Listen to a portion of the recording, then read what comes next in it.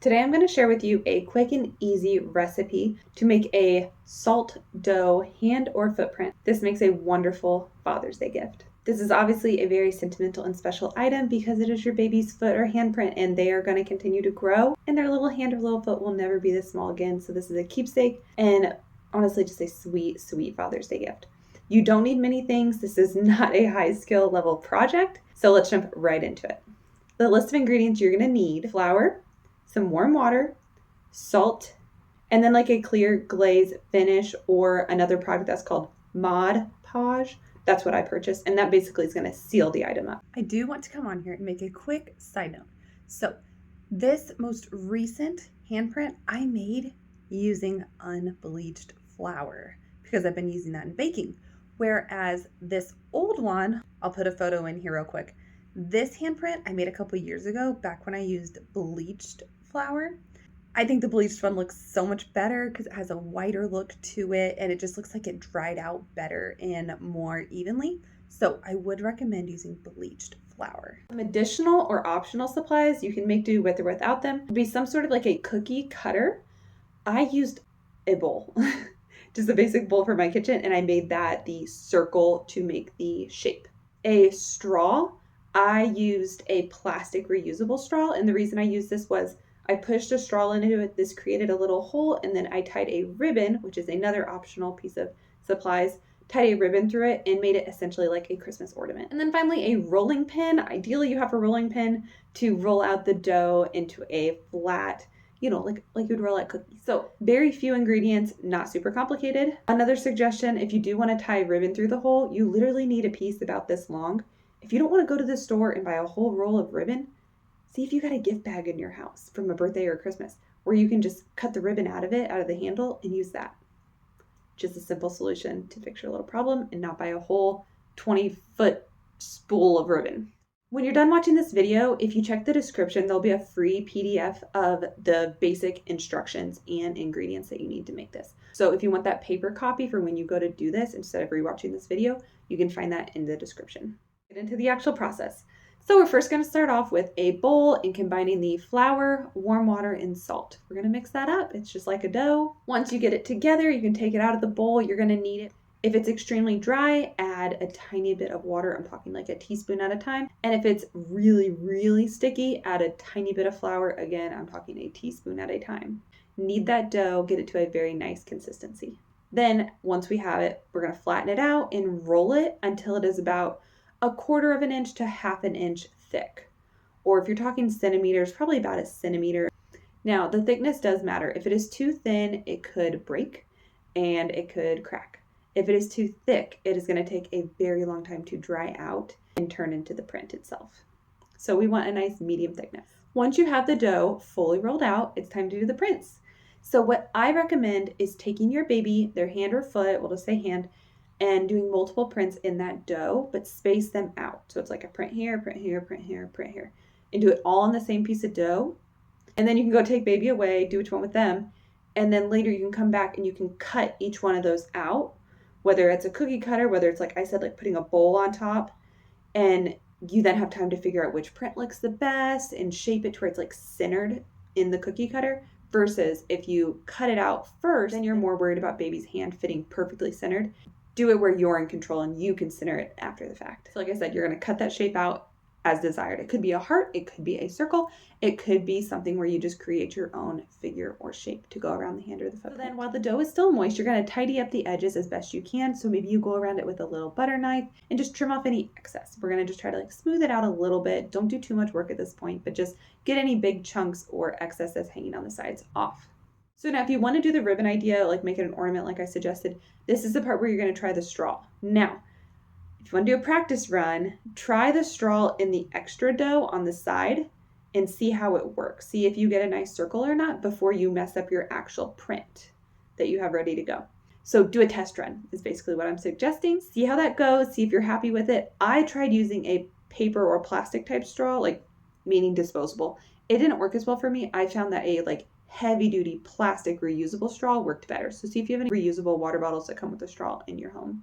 If you're finding this really difficult as you're practicing, maybe wait for the dough to partially dry, then give it another try. Another option is to wait for the dough to fully dry, and then you could try taking a drill and drill bit to it. There is a risk of cracking if you do this method, and there's also a risk of ruining your husband's drill. So be careful if you go for that. I recommend the straw if you can make it work.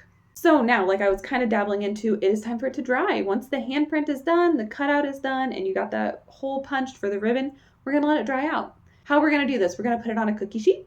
You may put parchment paper under it, you may not. You could also put paper towel under it, and that will help absorb some of the moisture as well. We're gonna put it on a cookie sheet, and we're basically gonna hide it somewhere. I hid ours under our bed. Now, if you have pets or young children, obviously you have a child in the house that are gonna get to this item, hide it better.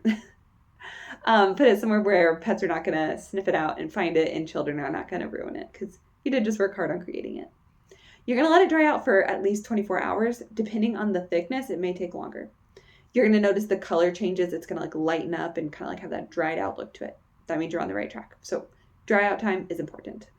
Check on it every so often, see how it's looking. If you need to switch out the paper towel, if you need to put parchment paper under it, we don't want it to stick to the cookie sheet and cause a problem there and get damaged. Next, we are ready to bake it. So once it is completely dried out, we are going to bake it in the oven. When it comes to the oven, of course, remember, we have not attached the ribbon at this point. We're not trying to bake the ribbon. And secondly, if you are using any sort of parchment paper, make sure it is oven safe.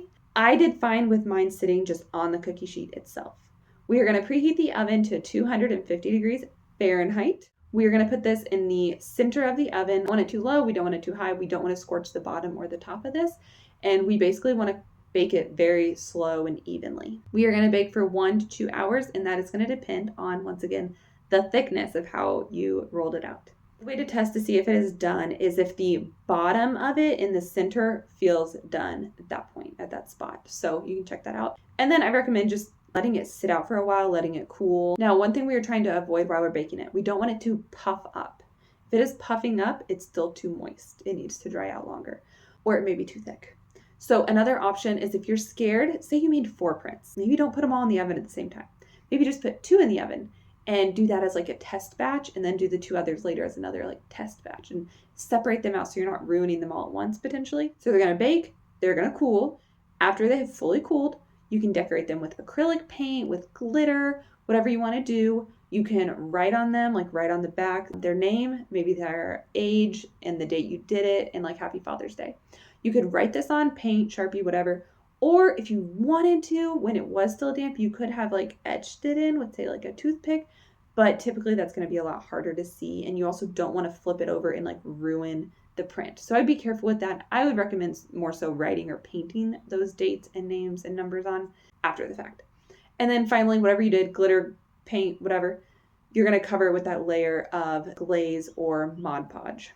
That was the only thing I really purchased for this activity, was the Mod Podge, and now I have that for any other crafts or activities we do. So not too bad of a gig overall.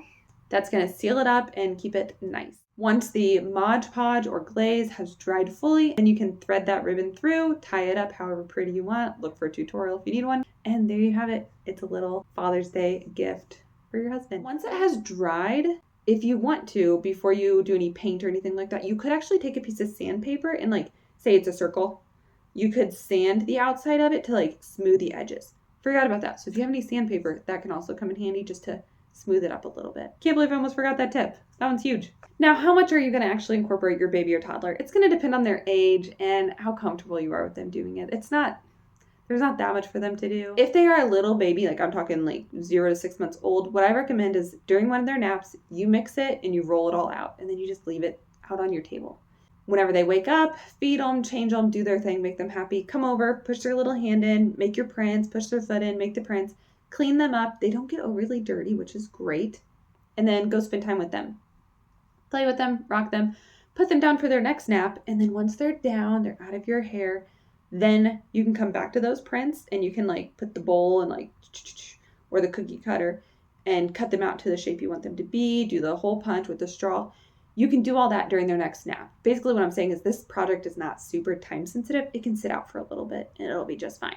As long as your husband's at work all day and you're maybe on maternity leave or just a stay-at-home mom or just have the day to yourself. You have plenty of time to get this done. It's not a rushed activity. It is not time sensitive at all. Overall, I hope you enjoy this project. It is not super complicated, expensive. You don't have to be a major crafter to get it done. It's simple, but it packs a punch. This is a meaningful gift. It is that print. It is beautiful. They're going to love it forever. And later on down the line, you can compare how much they've grown, and it'll just break your little heart. And it's just a sweet and thoughtful gift to make your husband feel loved and appreciated on Father's Day. So I truly hope Dad loves it. I will link the article as well as the free PDF, which is a condensed form of the ingredients you need and directions for how to create this project for Dad. Wonderful Father's Day and a wonderful day.